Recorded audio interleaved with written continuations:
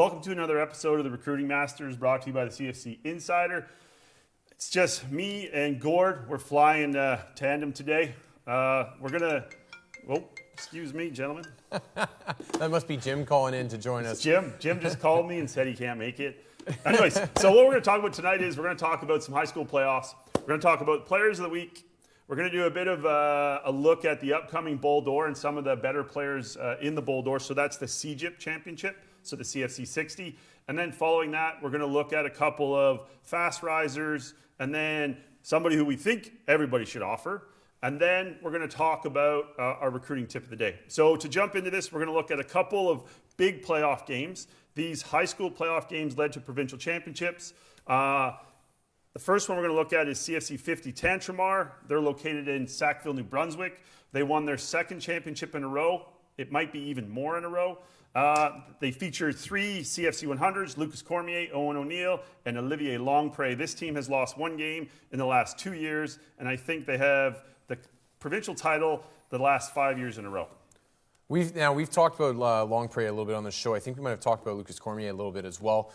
Do you see these as guys that are ticketed for the AUS? Because typically, like back in the Atlantic provinces, typically the high school circuit out there feeds into the AUS, and more or less that's it.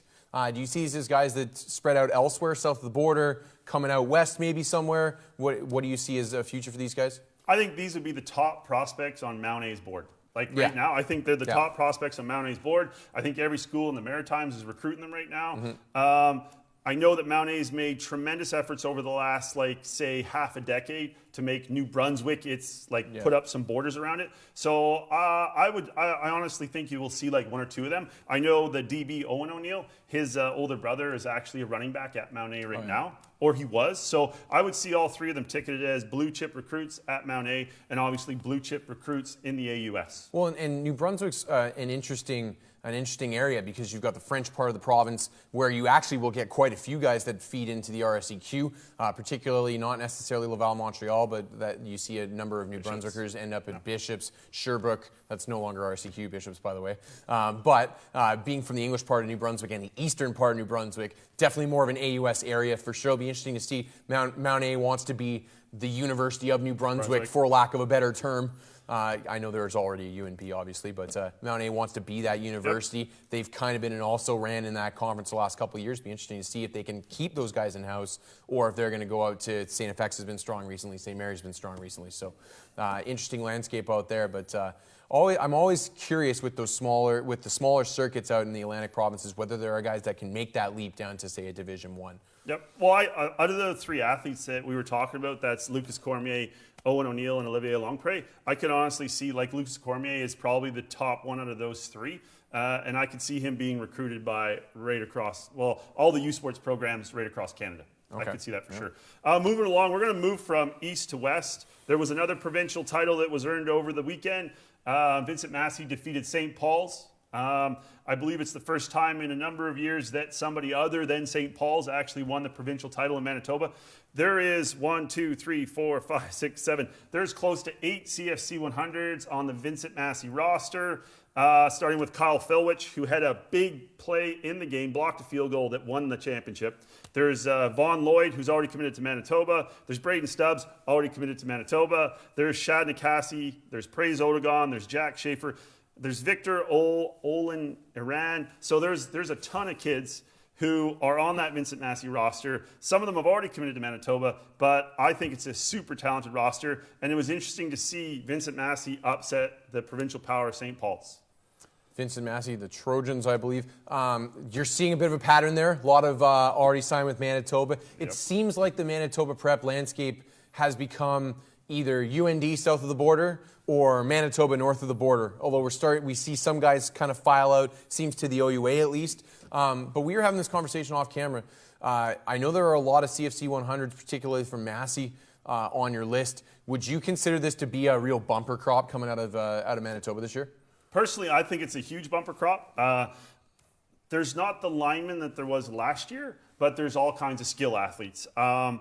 You take the number of CFC 100s on this roster, there's about 5 on the JV roster from the class of 2021. And then if you look at the St. Paul roster, who they defeated in the provincial final, there's probably 5 or 6 on that roster. So I think this is a really good year for athletes in Manitoba. I think last year was a really good year for linemen in Manitoba. So that's how I kind of see that shaping up. We're going to go into the middle of Canada. Yeah, don't forget Miller. Oh, yeah, Miller. CFC50 Miller. They just won their provincial title. There's 5 of them who are in the CFC 100. Ethan Vibert, receiver Emmett Stedman, defensive back Carson Sombach, who we spoke about last week.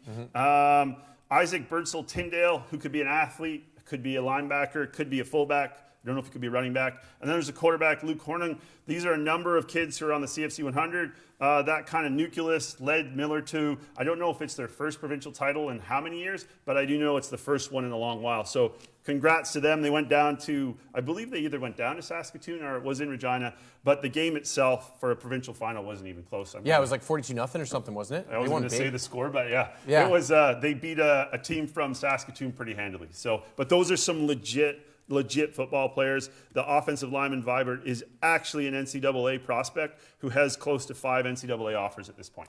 Yeah, I mean, that's a really good quality ball circuit out in Saskatchewan too. I mean, you've got Leboldus, Campbell that weren't even involved in this game that are big time schools as well. So there's a high level of ball there.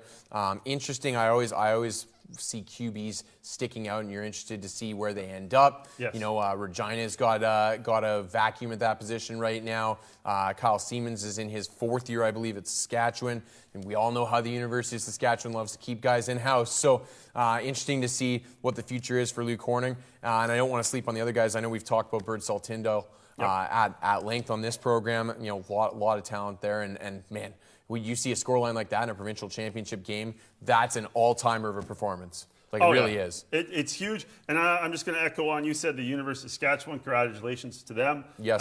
Moving on in the playoffs. Yeah. I'm sure that's going to help their recruiting effort as they maybe go down the highway from Saskatoon to Regina and take a run at all 5 of these young men. Well, and one thing I'll point out too, like, it's an oversimplification to say that Saskatchewan is just recruiting within the province of Saskatchewan. It's not the way it used to be. Nope. University of Saskatchewan, it used to be, like, I remember going in there in 2012, 2013, and one of the big things they do when they'd introduce the team is they'd brag about how many of them were from Saskatchewan. It was all about how many Saskatchewan boys we got out here. And it's not like that anymore. Scott Flory's really, really active throughout Western Canada. He's got Calgary, Notre Dame. He's brought in a few guys from there, for example. Out here in BC, he brought in one of our guys in New West last year. Yep. He's brought in W.J. Mowat guys in Nelson Lacombo. So he's active all over Western Canada. One of the reasons I think he's really turned that program around quickly, actually, is that he's building on that talent base and realizing, yeah, we got great talent here in Saskatchewan, but it doesn't just need to be about Saskatchewan. Nope.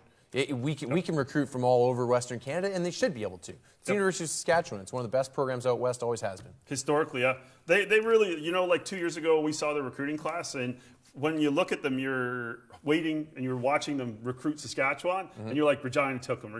You're like, oh my goodness, their recruiting class is empty. And then all of a sudden, he just flipped the script because he knew he was late in the process. Yep. And he went out and he got like Lacombo and so on and so forth, a couple of the athletes you mentioned. So good on Coach Flory, and good luck next week. As we go through the playoffs, high school playoffs, there's going to be provincial titles that are up every week over the next 2 to 3 weeks. There's going to be huge playoff games. There's going to be the OFSA Bowls. There's going to be the Bowl d'Or in Quebec. As we go through it, as they finish up, we'll push out as much information as we can, and we'll talk about the best players who played in those games as we go through them. So don't worry, we got Quebec coming up. We got Ontario coming up. 3 weeks, we'll have BC coming up. Alberta has about 2 weeks left, so we'll cover everybody off, and we'll make sure that you know everything you need to know about the big playoff performers as the provincial titles are won in each and every province. Don't worry, though. You'll get your BC content. Not too much. Moving along, we still got to recognize our players of the week. And we'll start off with the offensive player of the week, who's from the interior of BC. All right, there's not too many regular seasons still going, so this kind of narrowed down or pigeonholed where we could find athletes and stats this week. However, there was a couple of really outstanding performances. The first one was CFC 100. He is a CFC 100. He's a quarterback. He's part of the class of 219. He's from Vernon, BC. His name is Thomas Hyatt. He's actually a 6'4", 195-pound quarterback who has an outstanding arm and has all the intangibles to be an outstanding quarterback at the U Sports level. He went 16 of 24 for 278 yards and 4 touchdowns. Now, Blake Nils had his feelers in that Vernon program, famously now at the U Sports level, pulling Ben Hladek out of that program, who was just actually selected as the best defensive player in the Canada West this year. So that was a home run hit for him. So I'm sure he's got his eyes all over this kid. Vernon, for those of you not knowing much about the BC ranks, they're in the smaller school AA tier, but they are the clear #1 team in that AA tier right now, and I would say a pretty heavy favorite at that level. So it'll be interesting to track him throughout the playoffs. That's become a powerhouse out there at Vernon Secondary School, actually. Did they not win it last year? They did, yep. Yeah, they won it last year. So they're looking for the repeat. And they lost to Seaquam the year before in the final there. So that point being, they're a real strong AA program. So I would actually be not surprised to see them up in AAA sooner rather than later. But we'll hold on that until another day. Yep. Okay, Defensive Player of the Week. He goes to Notre Dame Cactus. His stat line was really impressive. Charles Melo Melencon. I'm going to give you a tip, my friend. Update your huddle as soon as you can. People are trying to look you up, and they're trying to see if you can actually play or back up your stat line. You need to update your huddle. Anyways, Charles, I know his team got eliminated from the playoffs, but he had 11 solos, 3 assists, 1 TFL, and 1 quarterback sack in a highly competitive juvenile division in Quebec. I'm hoping he updates his huddle because I'd like to get a. Me too. Yeah, I think the most recent one on there was from last season. So you know he's going to have to step that up a little bit. He's gotten his exposure other ways. I think you were mentioning he was at Canada Cup for Team Quebec, for example. Yep. But you know now is crunch time. It'd be nice for him to get the word out there and keep his options open. But I mean, we were mentioning this off the air. Like he may not want to have his options open. He may be one of those guys that doesn't really want to leave the province. Yep. He knows Laval, Montreal are going to find him, and he can just pick whichever one he likes better between those two. But one thing I will say, we were talking about this on our program this week, is Montreal needs to pull in some talent. Like Laval's starting to pull away just a little bit right now, particularly on the offensive side of the ball, so not necessarily as much on defense, but Laval's starting to pull away just a little bit right now. Danny Machosha needs a big offseason. He should be hot and heavy on this guy. Well, the thing with that is, and I'll just back it up a little bit, is he's not at CNDF. This young man is actually like Sec 4. Okay, so he's going to have a couple years. He's probably kind of put the brakes on, and a lot of those Cactus kids end up at Vieux-Moriel, who just had a huge season. Mm-hmm. They actually were upset by Garneau, who's making the dream run into the Bull D'Or, which we'll talk about in a little bit. Transitioning, we got the lineman of the week. All right, so this is a fantastic prospect. He's like 6'7", he's 305. He's part of the class of 219. He is a CFC 100. He does attend AB Lucas, which is a CFC 50 team. If you get a chance to put on... they're top 10, aren't they? Are they like 6? Yeah, they're top 10. Yeah. If you get a chance to throw on Erik Anderson's highlight film, I'd encourage everybody, if you get a chance to put on Erik Anderson's highlight film, you need to watch it. And he has the most impressive offensive line play where he doesn't block anybody. He pulls out to lead for a screen, and he beats the receivers into the end zone. It's awesome. You gotta watch the big man move. It's fun to see. As an offensive lineman coming out of London, Ontario, we can see an obvious home for him right in his backyard. I know AB Lucas is a pretty traditional feeder for Western or maybe King's College, more to the point.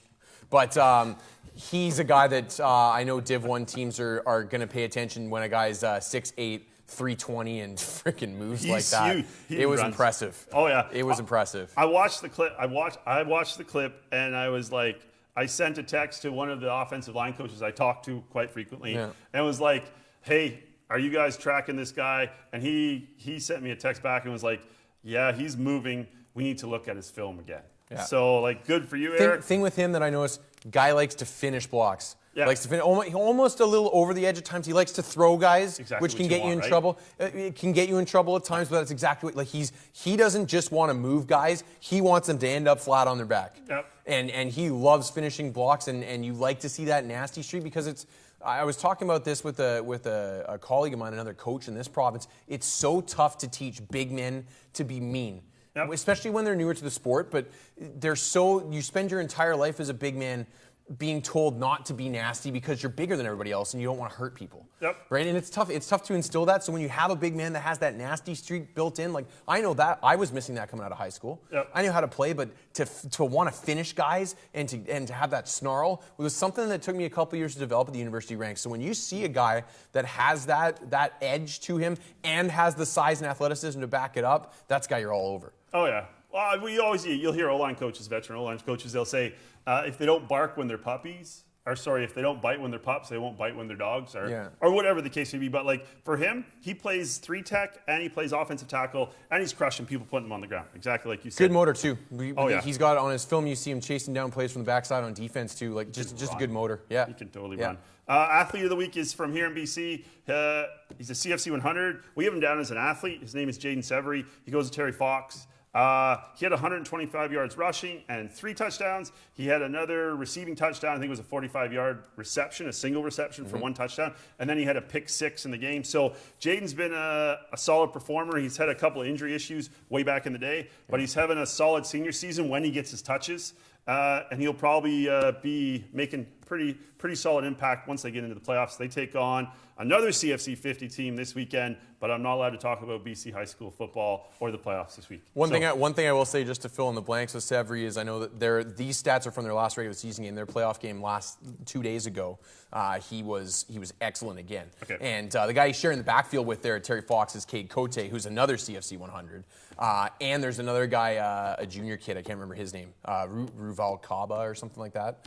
Anyway, point being, loaded team in terms of talent and athleticism, and Severy's kind of pulling himself away. And just to really quickly, I don't want to double back too much, but just to go back to Erik Anderson's film, we've talked about how to construct a highlight tape. That's how to construct a highlight tape. Like he's got athleticism plays, he's got toughness plays, he's got himself showing off a variety of skills, he's got both sides of the ball, he's got hustle plays, you name it, he's got everything on there. It's a really good look at a well-rounded athlete. I was really impressed with that tape. Yeah, so was I. When he opened it up with the clip where he didn't block anybody and outran the receivers, I was like, what? And then eventually I was like, I gets get into the meat and potatoes, yeah. And then he punches a guy and he put him. Anyways, it was you're right on the money. Okay, we're going to talk about top performers. All right, the first top performer is from here in BC. Keelan White had 9 receptions for over 200 yards and a touchdown in his last regular season game. So, I mean, he's at Handsworth. I know they had a tough year, but Keelan was probably not the only bright spot, but was one of the few bright spots on that team throughout the year who played against some of the top competition in BC week in and week out. Worth noting, Keelan White already committed to UBC, although I'm sure, as he should be, he's got his one eye on possible Division I opportunities down south. I think he's a guy that could play at that level. But he's got a good landing spot at UBC set up if he stays in the country here. And, Blake Neal continues to be able to get those elite top end guys out of BC. Even if the volume isn't there and he's focusing a lot of his attention elsewhere in the country as well, he's still able to get that top level guy from BC when he wants him. And Keelan White's a guy that he got on early. Yep. And I know he signed on the dotted line back in, I think it was early October. So it's like mid-season. Yeah. Keelan's the top. We had him as the top receiver in BC. Yeah. 2019.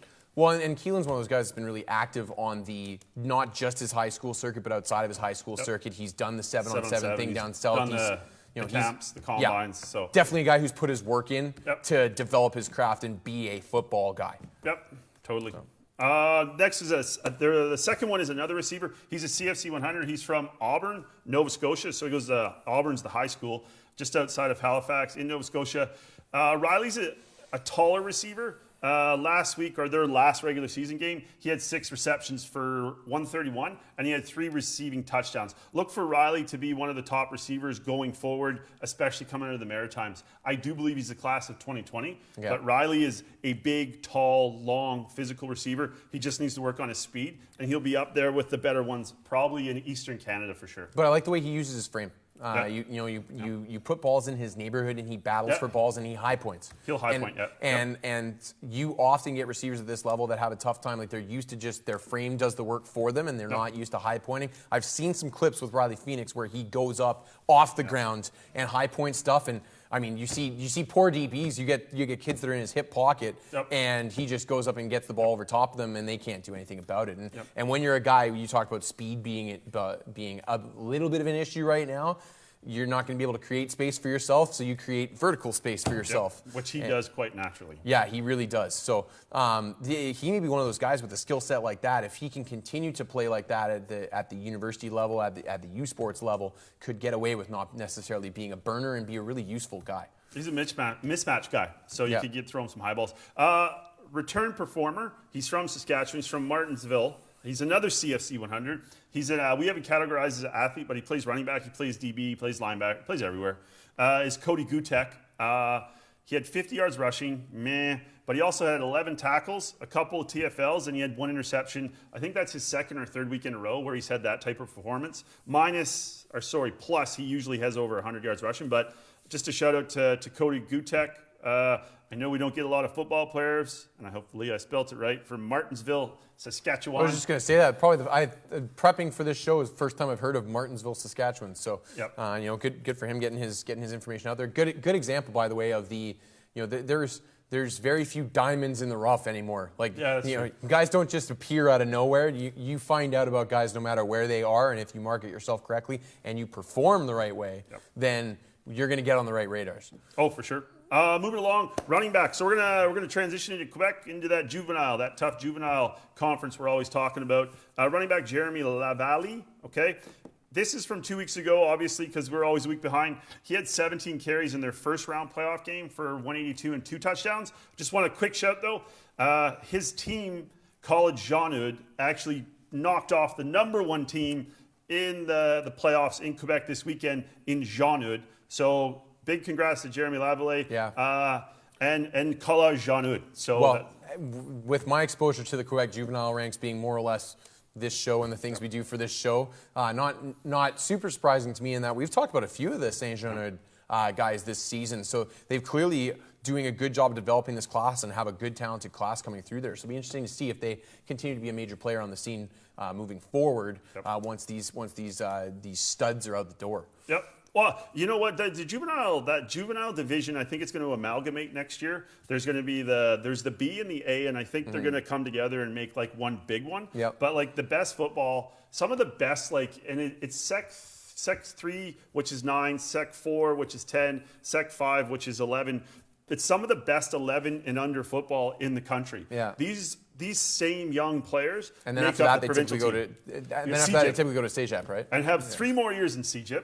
And then they will play highly competitive football in CEGEP. And then at that point, if there's still a superstar, we'll call them, at that level, they'll make that really tough decision between Montreal and Laval. Yeah. And then they'll go there and they'll possibly win a Vanier. Or why don't you speak English and go to Div 1?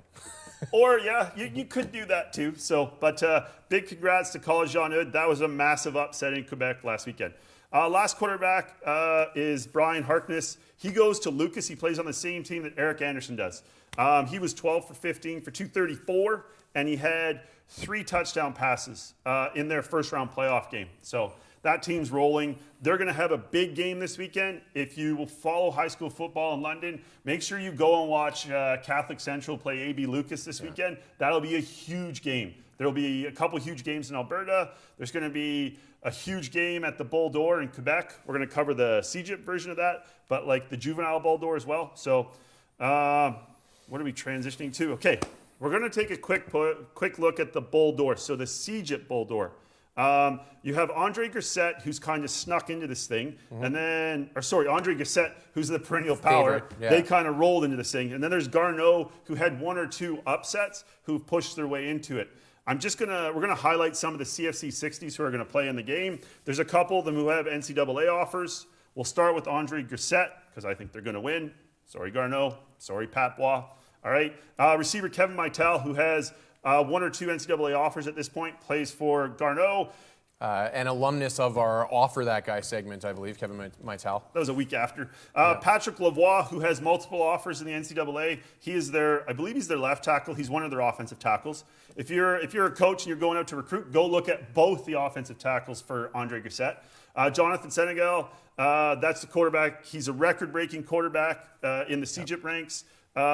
Take a long, hard look at him. There's a number of other players on that Grissett team. I like Nicky Farinaccio, I believe is his name, and I also like the receiver Guillaume Ranger. So there is more than that, though, on the rosters. Ranger is a great name for a receiver, I might add. Well, yeah, Ranger, Ranger. I apologize if I get it wrong. So, I mean, that other offensive tackle, by the way, Mustafa Fall, those two big bookends for that squad are really impressive. Big road grader types, and they're physical. They're just, and they got the frame too. I don't know, like I didn't hear a lot about Mustafa the last couple of years. I'm assuming he may have been like a late bloomer, and he kind of cranked it on in his like final year or his second last year in Egypt. So, anyways, that's kind of some of the better prospects or CFC60s on the Grosset roster. On the Garneau roster, there's a number of outstanding defensive players. There's Jeffrey Canton-Arcu, who's been offered by Syracuse. I believe he's already committed to Syracuse. There's Eamon Sis, who I've heard from a couple of lots of U Sports guys and from NCAA coaches, outstanding interior defensive lineman, a little undersized, but he's also in the early parts of his Egypt career. Thomas Landry is a guy that we saw down in Mexico City, Jim and I, for the Canadian U19 team. Was a starter in the defensive backfield for them, and he's a tough-nosed, and he's a tough-nosed kid. Like he came downhill and lit a few guys up, and really, like he really likes to stick his nose in there, and you love seeing that from a smaller guy on the field. He was very impressive for them. Need the coverage skills, at least at that point. I haven't seen him much this fall, but at least at that point, the coverage skills still need some work.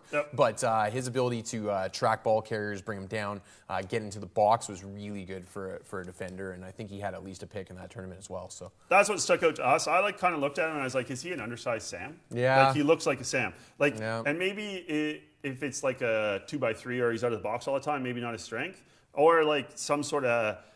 I don't know if he'd be a Will. He's too small for that. But well, and that's kind of where the Canadian team used him, because it was 11-man ball in that tournament, right? So they had him as kind of a strong safety, would bring him down to the second level, bring him back up to the third level at times when they needed to, and that was kind of what they did with him. And so it was a lot like what a Sam would look like in the Canadian game in terms of the way they used him. Or a strong safety in the America. Okay. Yep. And then there's a freshman. He's another DB for Garneau, Litton. I can never get his last name right. Irwi, I apologize, bud, but he's an outstanding young defensive back. You were talking about hitting people. Yeah. This kid can cover, and he can hit, and he flies around. Last year when he played juvenile he played at Jean-Eudes, not college Jean-Eudes, but Jean-Eudes in Quebec City. He forced more fumbles on a highlight film than I've probably ever seen. Yeah, he was separating people from the ball on a regular basis. So I know he's early in his career. He may not be the guy there yet, but he is somebody that jumped out on film with me. The last one, I think he's making his way on the CFC60 list. He's a bit undersized for an inside linebacker, but all you coaches out there, if you get a chance to watch Ian Leroux's film from Garneau, he is a player. He has instincts. He finds his way through traffic. He has a nose for the ball, and he just has the ability that you want from inside linebackers to make plays. Yeah. So his film would probably be just as good as Jeffrey Canton-Arcu's, the kid going to Syracuse, but the kid going to Syracuse obviously looks like a deer and runs like a cheetah, and maybe Ian doesn't look like a deer or run like a cheetah. Well, and sometimes, I think we talked about this in the past when we were talking about a couple of the guys over at Harry Ainley, for example. Sometimes when there's another guy who's the dude, it overshadows your abilities because you're next to the dude, and you're not quite that guy, and so people might be not paying as much attention to Ian Leroux, or you could also have the trickle down effect where people are watching for Jeffrey Canton-Arcu and they're going, "Who's that kid? Who's that kid lying next to him who's in on that same tackle?" The double-edged sword of being next to an absolute stud in Jeffrey Canton-Arcu. Shout out to Syracuse, by the way. They got a huge game against Notre Dame coming up. They're having a hell of a year down in the States right now, too. So, Canton-Arcu appears to be moving into that program at the right time. And they've offered a couple Canadians now. They have. Well, as they should be. Upstate New York, Syracuse is about an hour from Eastern Ontario. It's not far at all. And the Montreal area, about an hour and a half. Just go recruit CJIP. Just go recruit CJIP. Yeah, exactly. And as a school in that neck of the woods in the States, obviously you want to get into the New York prep circuit, but go up across the border. If you want to find your niche, we've talked about this on this program in the past. Those bordering schools, they've got this talent in their backyard that a lot of schools are still not paying attention to. It's a great place for those types of schools to be looking. It's great football. Okay, so hopefully the Bull-Door, I believe, goes this weekend, so it's going to be a good game. It's going to be that prolific Grissett offense against a very sturdy Garneau defense. From the outside looking in, that's what I see. Okay, so we're getting to that part of the night where we say offer that guy, and I just kept it simple this week. Okay, the offer that guy this week is Erik Anderson, the massive offensive lineman that we've been talking about all through the show. So, I mean, at some point, I've seen other players get offers from all over Canada and from down in the NCAA. I don't see any difference between Erik Anderson and some of the CJIP kids who got offers other than they're 2 years older. Yeah. Well, and I mean, it's always interesting to me when a guy's coming out of London because as an offensive lineman, nonetheless, because not only is Western a powerhouse in the U Sports ranks, they're an offensive line powerhouse. They produce offensive linemen like it's nothing. Their offensive line is routinely one of the best, if not the best, in the country. You know, it'll be interesting to me because you'll get guys in a situation like that might even turn down the Division I offer because they've got such a good option in-house. Yes, It's be interesting to see. Or he might be a guy that goes across the line, tries it out, knowing that with the repad rule, can always come back home when and if he wants to. When he bounces back, yep. Yeah. Okay, fast risers or the young buck of the week. He's from Nova Scotia. All right, I think he plays St. John's Flames. Anyways, he's played on a bunch of different provincial teams, national teams, offensive lineman, defensive lineman. He's a CFC 100 from the class of 2020. His name is Logan Taylor. He is 6'8". He is 280 pounds. He's a defensive tackle. He's an offensive tackle. He's a punter. I was just going to say, you pointed out punter kicker. Yeah. Like, that's fun to watch, watching a 6'8", 280 guy punt. The last clip of his highlight film is a 43-yard field goal. All right, so anyways, now what I want to put this in perspective though, Logan doesn't play, and I'm not going to say it's not great football. Logan doesn't play in highly competitive football on a week in and week out basis. There's about 3 teams in that Nova Scotia area who actually go toe-to-toe, all right? I get that. Citadel's an outstanding program. CEC's an outstanding program. Okay, Auburn, okay, and then his program or his team he plays for. All right, Logan Taylor played alongside of... Don't forget Tantramar. Yep. Tantramar is in New Brunswick. He played alongside Goods on one of those all-star teams. I'm telling you right now, Logan Taylor outperformed the young man who has offers from 5 SEC teams, all right? He may not be from the same neck of the woods, okay, but he has the measurables. He may not play the same competitive football week in and week out, but he has the skill sets. And if you watch his film, you're probably not going to be blown away. But this young man is definitely an NCAA prospect or one of the top U Sports prospects in the class of 2020. You can't teach 6'8", you can't teach 280.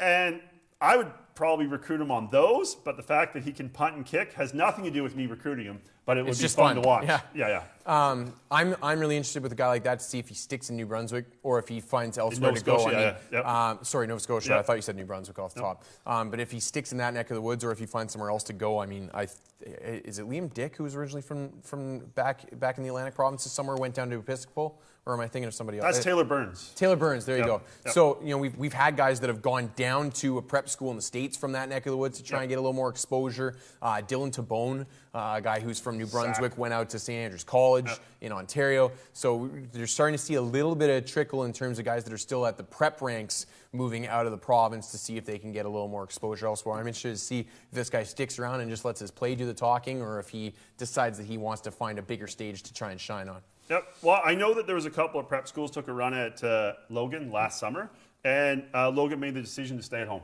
He wanted to stay there. He wanted to play at home. He wanted to stay with his teammates. He wanted to basically start what he finished at the school that he started at. So, and that's admirable. That's admirable. I know that, you know what, like you said, there's not too many diamonds in the rough anymore. Yeah. So, I mean, we'll just keep advocating or pumping Logan's name out there. To you too, Logan, get the highlight updated. If it is updated, all right, add a few more clips, especially offensive line clips, because my sense is that at 6'8", 280 pounds, with the frame you have and the ability you have to run, you may very well be a left tackle or a right tackle at the next level. That's what I'm saying. Recruiting tip. We're going to bounce into that quickly. The recruiting tip of the day. What are the first questions a college coach will ask your coach when he comes to your school to recruit you? Here's the 5 that I used to ask when I recruited at the U Sports level. Is he a good person? All right? Is he a good teammate? What are his marks like? Is he near his ceiling? All right. How is his work ethic? Those were my 5 questions. I don't know if you want to touch on any of these, Gord, or if you just want to work your way down them and we could talk about them. But these are things that coaches are going to ask when they come to your school and ask your coach about you. So you may want to look at that, and it's never too late. But I would say that these are things, if you're a junior or a sophomore, you want to definitely make sure that you're covering these off as you go through the process. Especially at the younger levels of high school, there are a lot of guys that don't understand those first 2 questions and how important that is. Yep. You know, being a good person means not just being a football player who's a you-know-what hole. And being a good teammate is something that is top of people's lists too, because we've talked about, especially if you're looking at Div 1, there's a lot of Div 1 dudes out there, and a lot of them are at American schools. They have more exposure. They played against better talent, all that kind of stuff. You're already fighting an uphill battle. I'll tell you what, being a prick is not helping your cause either. And there are a lot of guys that work their way down or even off of recruiting lists because of the way they handle themselves off the field. We've talked about the social media aspect. In-person counts too. The other thing that coaches often ask too, you talked about the work ethic thing. A lot of coaches will word that as, what's he like in the offseason? Yep. What is he like in the offseason? Is he a guy that is itching to get into the gym, that is pushing you to, where's the next step of our program? How can I get better at this? Is he the guy that is grabbing a couple of his teammates and going out onto the field on weekends to run routes and throw the ball around? Or is he a guy that is getting his Fortnite time in the off season? Or maybe he's playing basketball and not really paying attention to football. Those kinds of things. Like, they want to know, are you dedicated to this process? Because if you're going to excel at the next level, you got to show some signs of this being your top priority. The big thing with being a good teammate, I might add too, like if you're starting to get some offers pouring in, some attention, maybe Coach Uttley here's pumping your tires, be where you are. Don't worry about the next level. Don't worry about, hey, what am I going to do when I get to Oklahoma State or whatever? Because I'll tell you, Chuba Hubbard was worried about winning games when he was in Alberta still. He was worried about helping Bev Facey win games. He was not worried about what was going to happen next year as an Oklahoma State Cowboy. Yep. Right, and that's my big piece of advice is your teammates will know if you're going to big time them, and don't be that guy. Be that guy that the most important thing to you is where you are right now, is making sure that team gets better, making sure that you put your best performance on the field so that your team wins games, not so that you can put together the best title film or so that your coach at wherever down south that you're hoping to play at is impressed. Yep. And I think that's the big thing, is it's easy to get a little ahead of yourself when the attention starts flowing in, because I'll tell you what, as a 16, 17-year-old teenage boy, this is the most attention and fawning that you're going to get over you probably ever. And you're just getting it all thrown into your lap at once. It's easy to get carried away. Be where you are. Yep. Okay, so I'm going to leave you with 3 points, okay?